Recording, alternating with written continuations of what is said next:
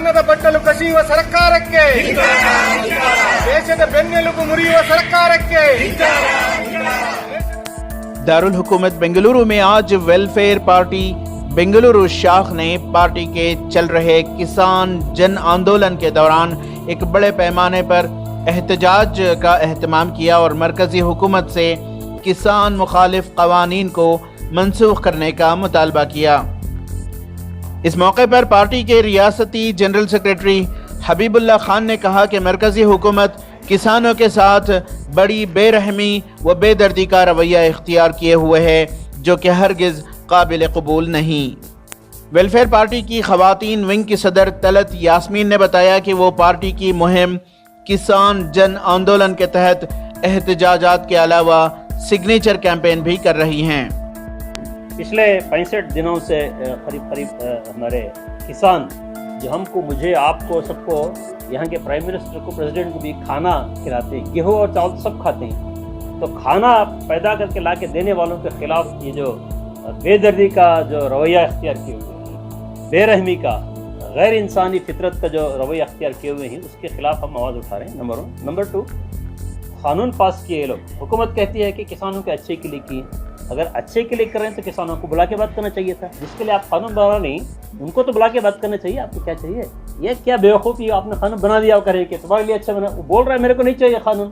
और फिर कर्नाटक की हमारी welfare party of India Karnataka में पिछले 2 महीनों से जो भी रैलीज कर्नाटक में हुए हैं, बेंगलुरु में हुए हैं, हम शामिल हैं। हमारे सदर, स्टेट के सदर 2 बार अरेस्ट भी हुए हैं और हर एक आंदोलन में हम साथ हैं। तलबा को हम शामिल कर रहे हैं, नौजवानों को शामिल कर रहे हैं, ख़वातीन को देखिए हमारे साथ कितने ख़वातीन हैं। ये लोग सब रईतों के, किसानों के फेवर में ये लोग सपोर्ट में आए हुए हैं। तो ये कैंपेन चल रहा है पब्लिक को अवेयरनेस लाने के लिए, कि इसलिए कि ये मसला किसी एक पॉलिटिकल पार्टी का नहीं है, पूरे मुल्क का मसला है। We cannot allow this nation to be taken for granted. ये हम मैसेज देना चाह रहे हैं। और ये जब तक ये लोग कानून, काला कानून वापस नहीं लेंगे, ये इनकलाब, ये तहरीक कम होने वाली है, ख़त्म होने वाली नहीं।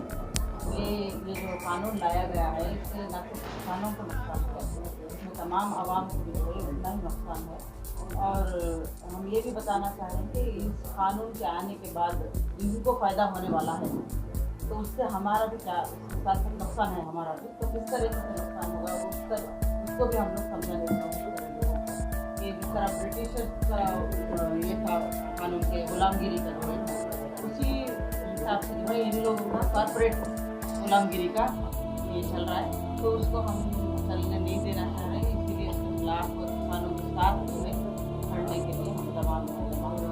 और हमारी कोशिश यही रहेगी कि हम लोग जो है इसको वापस लेने तक जो है इसके खिलाफ जिद्दोजहद करेंगे। जो किसान के जो भी हुकूक हैं उसको रद्द करने का कानून बना है, जैसा कि APMC है और लैंड सूल का जो हक है उसको मारना और पूरे कारपोरेट्स को पहुंचाने की है। ये जो गवर्नमेंट है, एक इनके जो इंडस्ट्रियलिस्ट के मीडिएटर सरकार होगी, वो बिजनेस कम्युनिटी के ये काम कर रही है। वो ये उनको पब्लिक यानी होम की या किसानों की या किसी की फिक्र नहीं है। उनको सिर्फ है तो सरमाएदारों की हिमायत करना उनका मकसद बन गया है।